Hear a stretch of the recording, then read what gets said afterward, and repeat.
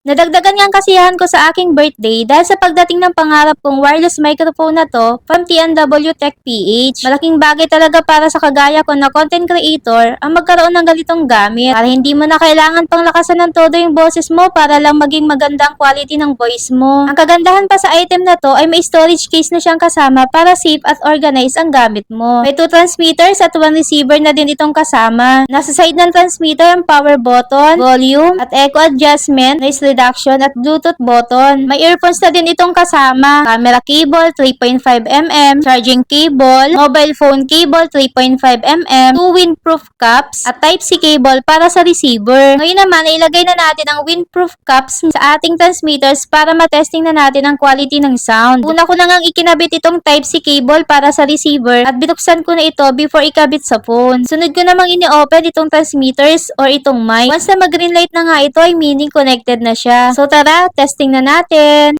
Hello, mic check. So ito yung quality ng voice kapag hindi pa natin nakiklik yung kanyang noise reduction. So medyo maingay yung background. Then kiklik na natin siya ngayon. Ito na yung quality kapag na-click na natin yung kanyang noise reduction. Pwede na akong mag-record kahit may maingay na electric fan. Ayan, happy and satisfied ako sa product na to. Kung nagustuhan mo din ito, click mo lang yung yellow basket sa baba.